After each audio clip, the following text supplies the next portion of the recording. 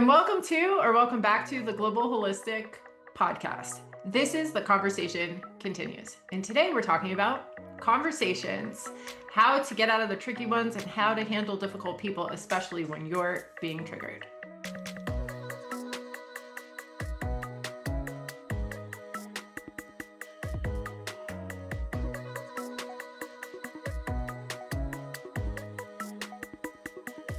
Okay, so we teach Master Communication course, and we got some really good questions about communication. So why don't you get us started and kind of tell us Okay. what's coming in from the class? Okay. Well, first of all, I love the communication portion of our course. It's so important. It's relationship mastery. And there's so many questions, but there's one in particular that seems to show up every year somehow, some way. There's a student who will ask, okay, I'm using all my communication skills that I'm learning. I am staying calm. I'm even using the 4 magic words: when you, I feel. And what happens when the person you're speaking to is not responsive? They're Ooh. yelling, they're upset. They say things like, I don't care how you feel, and this is all about me. And they're not listening and not giving you an opportunity to speak. And you feel like everything you've learned is not working. What do you do then? Ah, It's a good question. tale as old as time. So, all right. So to sum this up, we've got one person who feels like they're really doing the work and putting the effort in to have authentic, kind, respectful communication. Yes. Yes. And yet they keep finding themselves either with one person or with a variety of different people in conversations with challenging people who are just throwing it back at them, maybe yelling or body language is tense, and they're having a hard time kind of staying calm themselves and redirecting Triggered. and getting triggered, right? And so that's why I think, this is a really good question, right? Because it's like we can only work on us. We can only bring it back on us, which is good news, bad news, right? So in this situation, I always start by saying, check in with you and check in with your triggers, check in with what's coming up for you, if anything. If you're staying calm, you're generally not vibrating on the inside, you're still cool as a cucumber, great. But a lot of times we miss that subtle first trigger or activator, which is lovely actually, because that means there's more for us to learn about us in our journey to self-awareness, right? So kind of starting there. If you get to a place where you've done the work, you're asking yourself, like, am I showing up authentically? Am I being kind and respectful in my communication? I'm generally like, I feel good about this. I'm feeling disrespected, so I'm having an appropriate level of like reaction, but nothing I need to really dive deeper in.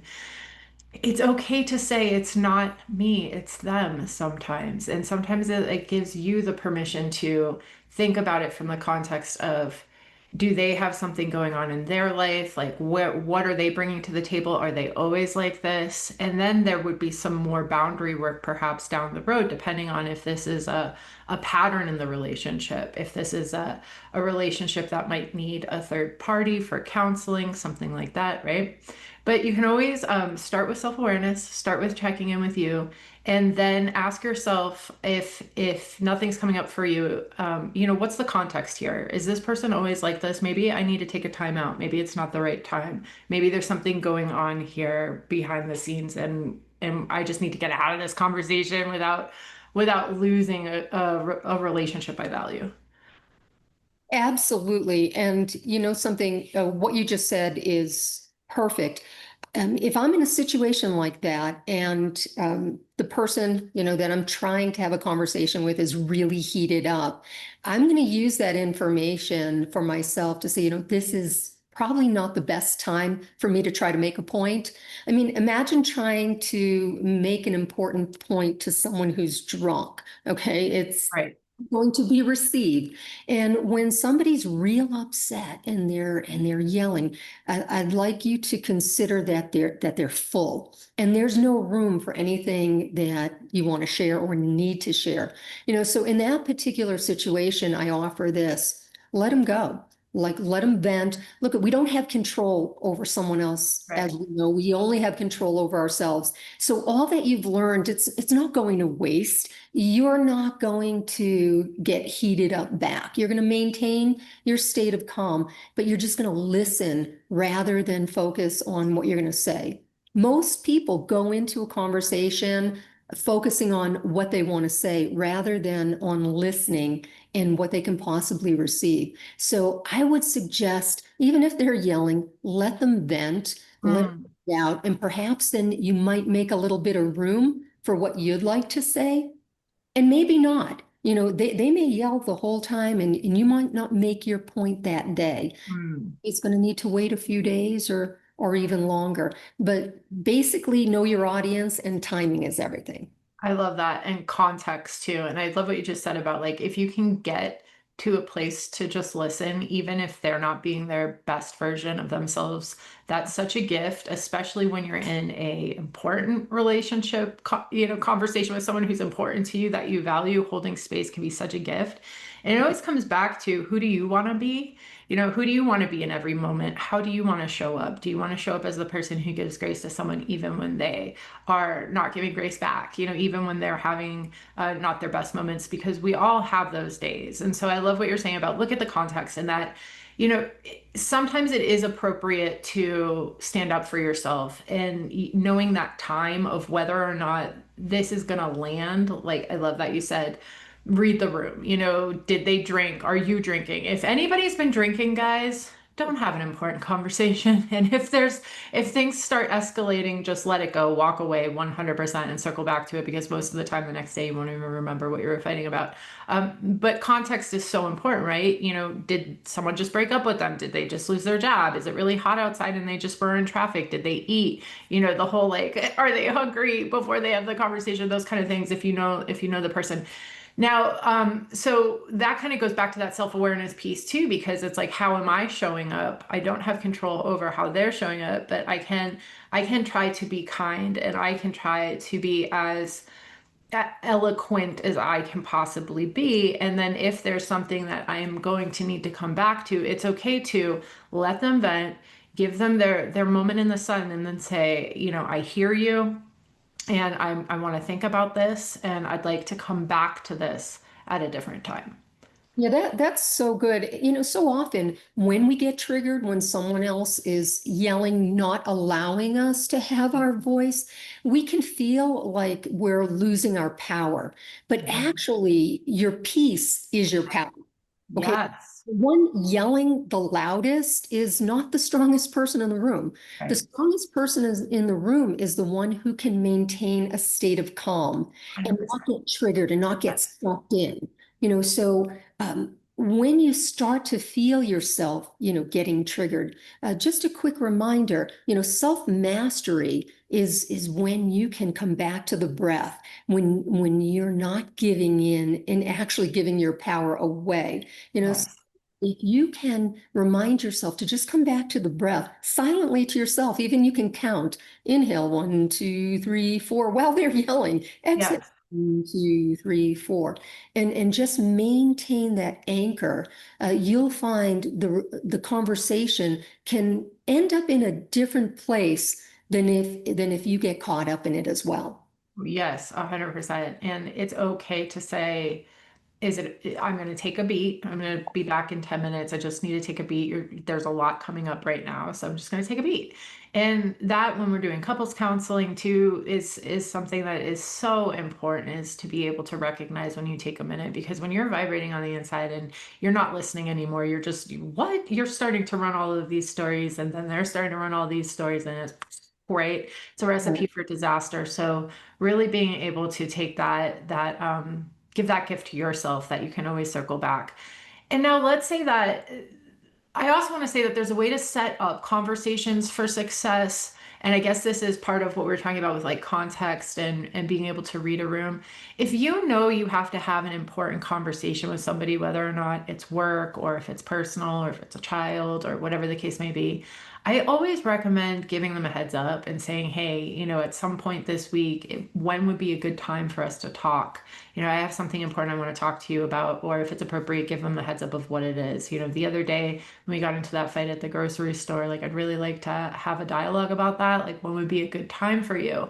And because that kind of eliminates what we're talking about in terms of, are they drinking? Is it hot outside? Is there traffic? Did they eat? Because if both people can kind of come to the conversation knowing that there's going to be a difficult conversation and do their work to get to calm and mentally prepare and take turns and have a respectful conversation, then you're going to be able to move mountains. Then you're going to be able to come to peace. I love that so much. And, it would be lovely if everyone took either our or another communication class. I mean, Right. it would help elevate all our relationships. Yes, life would be easier, but let's face it, that's pretty much not happening. And oftentimes we're going to find ourselves the one with those life skills and those coaching skills. And here's the good news, okay? Oftentimes people will think that it takes two to have, a good conversation or to not get heated. But the good news is it just takes one. And if one person has the awareness, if one person has that self-mastery to stay grounded, to stay calm, to get their bucket out and let what's being said go in the bucket, not taking it personally, and being able to listen more effectively and not get caught up in it, that's going to make all the difference. We don't want to add fuel to the fire. I mean, Mm, basically, if you think of a campfire, if you don't feed the fire, eventually it burns out, right? right. So we don't want to feed that fire. And it does take practice, but it also takes a perceptual shift. When we Yes. start to listen differently, and I'm going to go back and repeat myself again and not take things personally. But Yes. good news, it doesn't take two, it takes one. Let that person be you. Yes, I love that because that kind of gives us back some sense of control in a situation where we feel out of control. And a lot of times when we feel attacked, we feel out of control. And so that reminder of like, I get to be in charge of like how I want to show up and who I want to be. I also get to decide. We're not saying you have to be in a relationship with people who mistreat you. If this is a pattern of behavior, then you're going to want to watch our podcast on boundaries, maybe take our self-love and boundaries course because not every relationship is meant to last forever, right? But there are ways to diffuse a situation, and that's something in my legal career. I noticed that if we could keep it at a certain level, we were more likely to get to a resolution.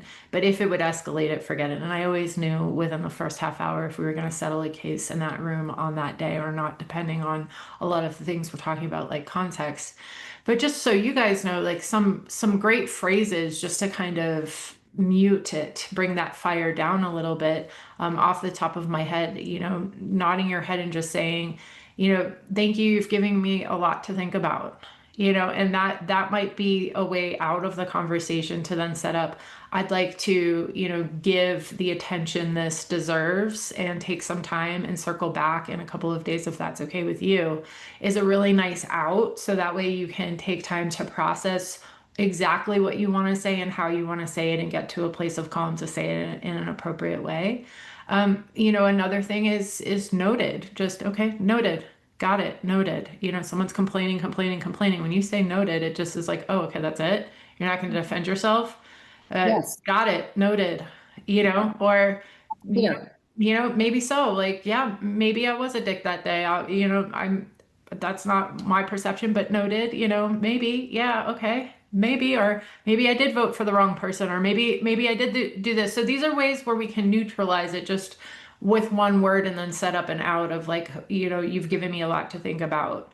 And so I will circle back. Let's get something on the books, like a time where we can finish this conversation. Now, a lot of times I will say that when people get worked up, they're not coming from their frontal cortex. They're coming from their amygdala's fired up. So that's that reptilian brain.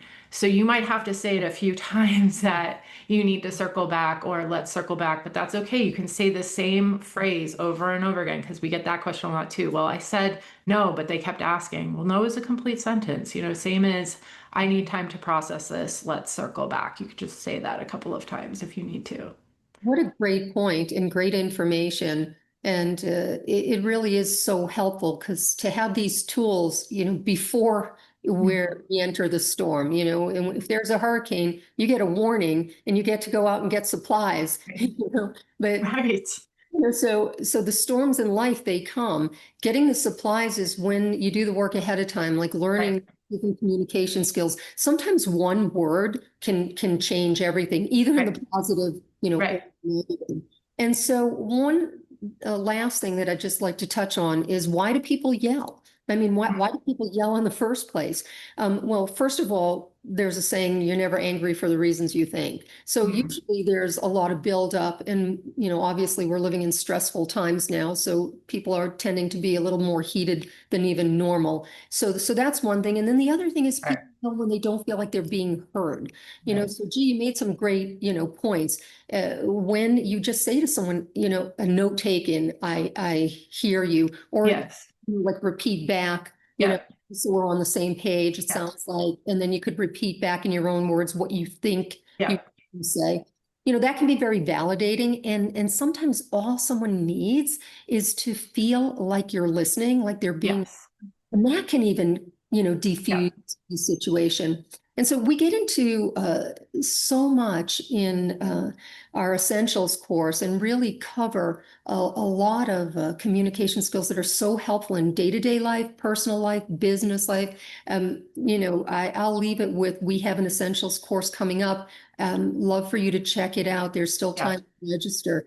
And Yep. I'll end with that. And I look forward to seeing everyone next week. I hope you found these tips useful.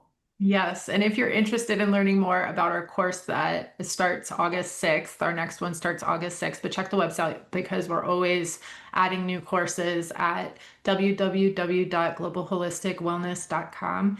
And if you have any suggestions, how do you diffuse a heated conversation? How do you stay calm in the storm? We'd love to hear from you. So you can either message us, our Gmail email is globalholisticcoaching@gmail.com, or you can, if you're watching us on YouTube, would love to hear from you in the comment section below. And if you haven't already, subscribed to our channel or liked this video or shared this content if you're enjoying it, please do so. It helps us continue to make this content and put it out there for you for free and get the word out there. We care for you so much. Spread the word so we can even touch more lives. See you next. Yay. See you next week. Bye.